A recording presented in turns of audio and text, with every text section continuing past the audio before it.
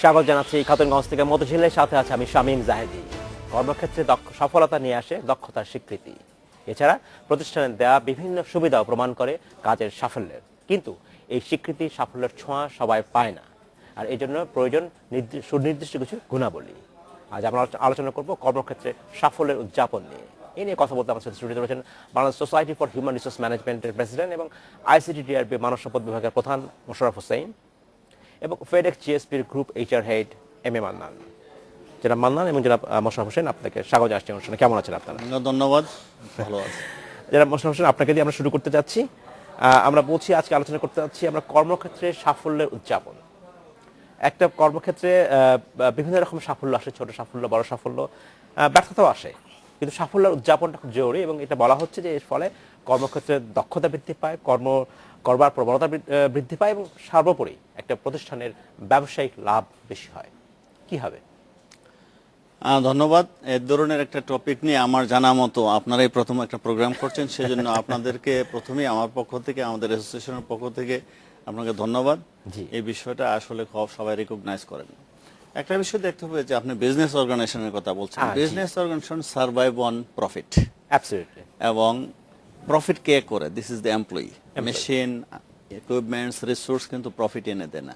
একটা অর্গানাইজেশনের মানব সম্পদই অর্গানাইজেশনের প্রফিটের সিংহভাগ দাবিদার। এখন সেই মানব সম্পদের মধ্যে একটা অ্যাচিভমেন্ট ওরিয়েন্টেড একটা মেন্টালিটি অর্গানাইজেশনে তৈরি করতে হবে, এবং সেই অ্যাচিভমেন্ট সবাই করে কম বেশি।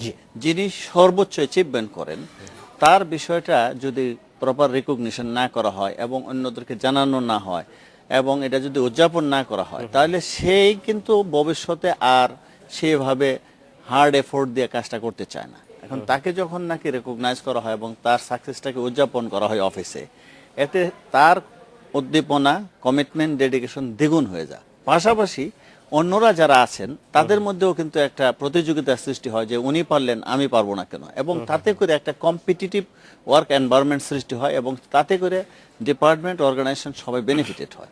এই বেনিফিটের যেটা সুবিধা আলটিমেটলি যে অর্গানাইজেশনের প্রোডাক্টিভিটি, প্রফিটিভিটি বেড়ে যায়, এবং অর্গানাইজেশনে অন্যান্য সমস্যার থেকে বের হয়ে একটা ভালো পরিবেশ সৃষ্টি হয়। সেই পরিবেশটা কিন্তু খুবই জরুরি, কারণ একটা পারফরমেন্সের পূর্বশর্ত হলো যে অর্গানাইজেশন একটা ভালো পরিবেশ দিতে হবে। এই কর্মক্ষেত্রে উদযাপনগুলি পরিবেশ সৃষ্টির জন্য একটা বিরাট ভূমিকা রাখে। অ্যাবসলিউটলি, ধন্যবাদ আপনাকে।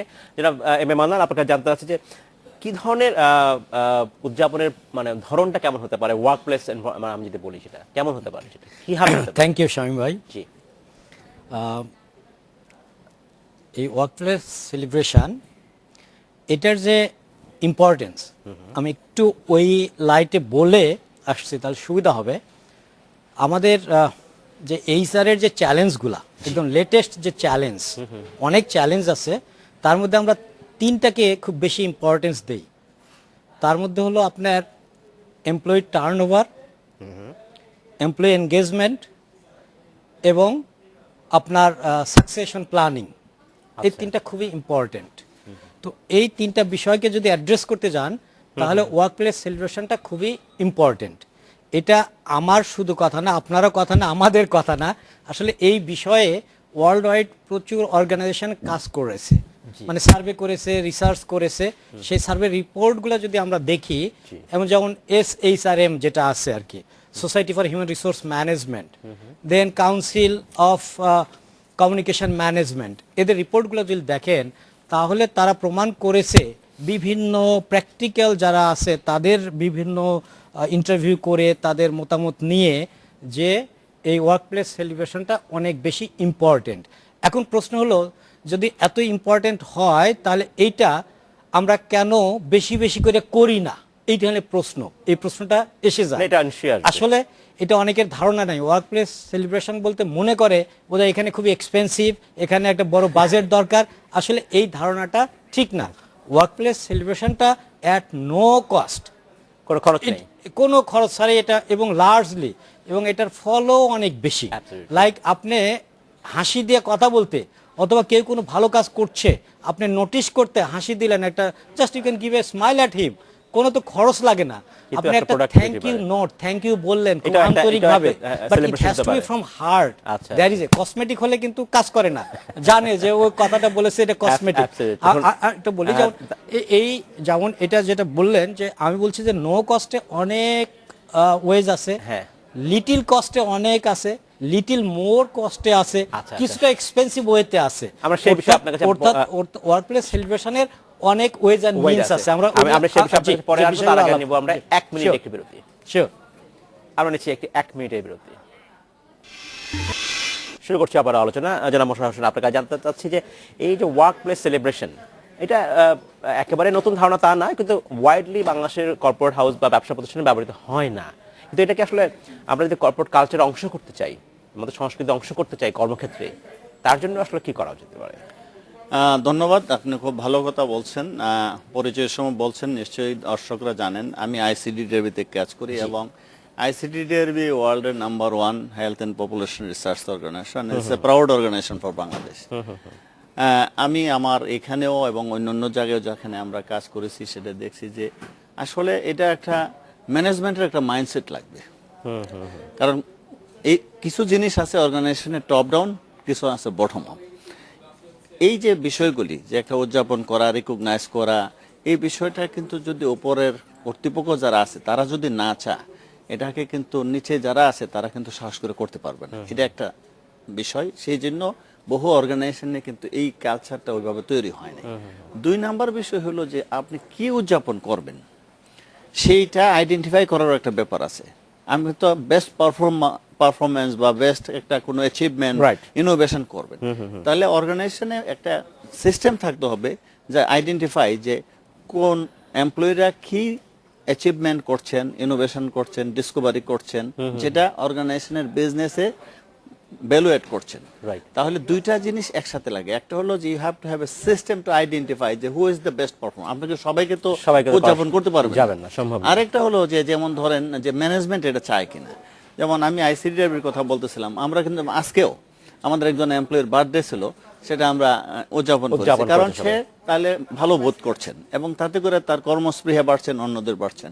2015-তে আইসিডি ডে করেছে, সেখানে তারা বিভিন্ন বিষয় অ্যানালাইসিস করে আমাকে person of the year declare করেছেন। আচ্ছা। তো এই যে জিনিসগুলি তাতে হয় কি, আমি যেমন উৎসাহিত হয়েছি, অন্যরাও এখন একটা প্রতিযোগিতা সৃষ্টি হয়েছে, এইভাবে একটা প্রতিযোগিতার পরিবেশ সৃষ্টি হয়। তবে ভালো কথা হলো বাংলাদেশে কিন্তু এটা শুরু হয়ে গেছে। শুরু হয়েছে, যে শুধু যে আইসিডি করছেন তা না, বহু অর্গানাইজেশন এটা করছেন এবং সবাই এটার গুরুত্বটা বুঝতে পেরেছেন। তবে এখন পর্যন্ত লোকাল ফ্যামিলি ওন কোম্পানিগুলিতে সেই বিষয়টা খুব বেশি আসে নাই, কারণ এটার সাথে একটা কর্পোরেট এনভায়রনমেন্ট বা কালচারের একটা ব্যাপার আছে। Right. কারণ আপনি যদি এটা খুব মানে one man one women show organisation হয়, এখানে হয়তো এই জিনিসটা অত সহজে সম্ভব না। যেখানে একটা কর্পোরেট কালচার আছে সেটা সম্ভব, এবং ওই দুইটা জিনিস থাকতে হবে যে you have to have a system in place to identify the best performer. Absolutely. যেটা মানান, এই কালচার যদি, সংস্কৃতি যদি আমরা তৈরি করতে চাই, একটু সিস্টেমেটিক্যালি বলি, কি কি দরকার আসলে? ফার্স্ট অফ অল অ্যাওয়ারনেস, এই যে এটা যে ইম্পর্টেন্ট, এই ইম্পর্টেন্সটা কিন্তু অ্যাক্রস দি অর্গানাইজেশন বুঝতে হবে, বুঝাতে হবে। আচ্ছা। তো সেক্ষেত্রে যেমন ইম্পর্টেন্সটা কেমন, আপনাকে একটা ছোট্ট উদাহরণের মাধ্যমে বলি। জি। যেমন আপনার হলো workplace celebration, that means happiness, individual happiness এবং টিম হ্যাপিনেস। এই হ্যাপিনেসটা কি করে? আপনার প্রোডাক্টিভিটি ইনক্রিজ করে। জি। প্রোডাক্টিভিটি ইনক্রিজ মানে আপনার happiness of the stakeholders, তাই তো হয়। তো এটা যে সেলিব্রেশন যে কন্ট্রিবিউট করতেছে ডাইরেক্টলি, এই এটা আপনাকে জাস্টিফাই করে বোঝাতে হবে যেটা করে। তো আপনাকে আরেকটা, যেমন ধরেন ম্যানেজমেন্টের যে ফাংশনসগুলো বা অ্যাক্টিভিটিসগুলো আছে, ম্যানেজমেন্টের মাধ্যমে আপনার একজন এমপ্লয়ির কিন্তু পারফরমেন্স আপনি হয়তো 80% অ্যাচিভ করতে পারবেন, কিন্তু যেটা লিডারশিপ স্কিলস, এই লিডারশিপ স্কিলস দিয়ে কিন্তু আপনি বাকি 20% অ্যাচিভ করতে পারেন। Absolutely. ঠিক সেম ওয়েতে ওয়ার্কপ্লেস সেলিব্রেশন যদি সিস্টেমেটিক ওয়েতে, যদি খুবই ক্রিয়েটিভ ওয়েতে, যদি খুবই ইনোভেটিভ আপনি হন, সেই ক্ষেত্রে দেখা যাচ্ছে যে আপনি অন্য অন্য মানি, রেইজ, প্রমোশন যা কিছু আছে, এইগুলো দিয়ে আপনার পারফরমেন্স হয়তো 80% অ্যাচিভ করবেন, বাট ওয়ার্কপ্লেস সেলিব্রেশনস রেকগনাইজ করে আপনি বাকি 20%, এবং দ্যাট ইউনিকনেসটাই দরকার। এখন যে কম্পিটিশন, 1 মিনিট, এই যে এখন যে ক্রিয়েটিভিটি, মানে আমি বলছি যে খুবই কম্পিটিশনটা কিন্তু খুবই বেশি এখন এত বেশি বুঝতে পেরেছি, বুঝতে পেরেছি। আমি এই আপনাকে ফিরে আসবো। কম্পিটিশনকে বিট করার জন্য আপনার অর্গানাইজেশনে কিন্তু ইউনিকনেস থাকা দরকার, সেটার সেটাই আমি ক্ষেত্রে ফিরে আসবো। এটা দরকার। ছোট্ট প্রশ্ন, এই মেজারমেন্ট আসলে কিভাবে করবো? আমরা বলছি এটা আসলে বিজনেসে ইম্প্যাক্ট ফেলছে, এটা আমি মেজার করবো কিভাবে? তবেই তো আসলে আমি ম্যানেজমেন্টকে বোঝাতে পারবো যে হ্যাঁ এটা হচ্ছে, আমি লাভ কিন্তু হচ্ছে। আমার আগের ইয়েতে বলে গেছি যে you have to have a system. Exactly. আমাদের অর্গানাইজেশনগুলিতে একদম সর্বজন স্বীকৃত performance management system. Performance management system, এই right. পারফরমেন্স ম্যানেজমেন্ট সিস্টেমের মাধ্যমে যেটা হয় যে বছরের প্রথমে একটা টার্গেট সেট আপ করা হয় যে আমরা কে কি করব, জি, এবং সারা বছর ব্যাপী আমরা করব এবং শেষে গিয়া আইডেন্টিফাই হয় যে কেউ কতটুকু করলো। এখন ধরেন সিম্পল এক্সাম্পল যদি দেই যে সেলসের, আমার 10 লক্ষ টাকা সেলস করার কথা ছিল, কিন্তু আমি সকল কাজকর্ম করার পরে দেখা গেল যে এটা 15 লক্ষ 20 লক্ষ হয়ে গেল। আচ্ছা। দ্যাট মিনস তো আপনার বেঞ্চমার্ক ছিল 10, আপনি 15 বা 20 করলে। সেটাই। তো কাজে এটা যে শুধু সেলস বা নিউমারিক ফিগারের অ্যাচিভমেন্ট হতে হবে তা না। What about a cleaner, what about a driver, আমি তারা একটু তো এই compliment বিষয়গুলি করতে চাই কিন্তু মুশারফ ভাইয়ের আমরা এখানে। দেখা হ্যাঁ, যাবে। তার আগে আমি তার আগে নিব একটু বিরতি, বিরতি পরে আসলে আপনি বলবেন। আমরা নিচ্ছি একটি বিরতি, আমাদের সাথেই থাকবেন, ফিরছি শিগগিরই।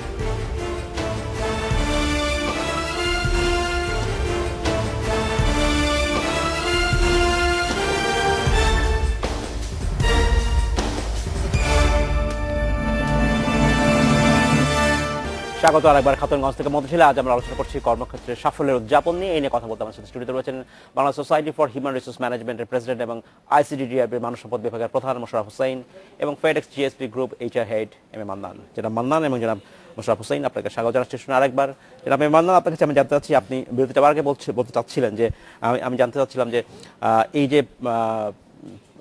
ওয়ার্ক প্লেসের সাফল্যের যে উদযাপন, সেটার সাথে আসলে ব্যবসার যে সম্পর্ক আছে এবং এর মেজারমেন্ট সিস্টেম নিয়ে আপনি কিছু যোগ করতে যাচ্ছিলেন। মেজারমেন্টটা তো শর্ট টার্মে এটা সম্ভব হয় না। জি, অ্যাকচুয়ালি এই বর্তমান তো বিজনেস পরিবেশটা খুবই পরিবর্তনশীল। এই পরিবর্তনশীল বিজনেসে টিকে থাকতে গেলে আপনার মধ্যে অনেক বেশি ক্রিয়েটিভিটি দরকার। তো একজন এমপ্লয়ির মধ্যে ক্রিয়েটিভিটিটা কখন আসবে? একজন এমপ্লয়ি যদি স্যাটিসফাইড হয়, মোটিভেটেড হয়, যদি এনগেজড হয়, ইন দ্যাট কেস কিন্তু তার মধ্যে ইনিশিয়েটিভ আসবে, তার মধ্যে ক্রিয়েটিভিটি আসবে। এই একটা ক্রিয়েটিভ মাইন্ড খুব পজিটিভ যদি একজন এমপ্লয়ি হয়, ইন দ্যাট কেস বিভিন্ন আপনার সিচুয়েশনগুলা, যেসব সিচুয়েশনগুলা সাধারণের পক্ষে সম্ভব হয় না, বাট এখানে কিন্তু কিছু এমপ্লয়ি থাকবে যাদের মধ্যে আপনার কোয়ালিটিসও থাকবে, তাদের মধ্যে সেই মানসিকতাও থাকবে।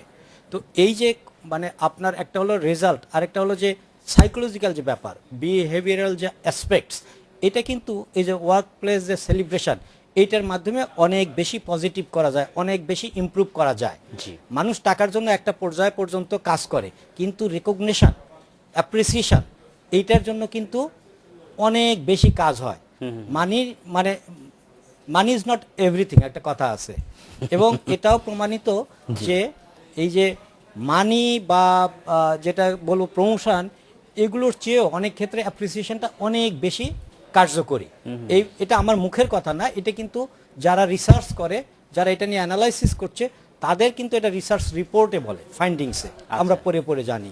হয়তো আমাদের দেশে আমরা কালচারালি এত ডেভেলপড না, সব কিছুই আমাদের সেই সিস্টেম প্রসেসগুলা হয়তো আমরা সেভাবে নেই।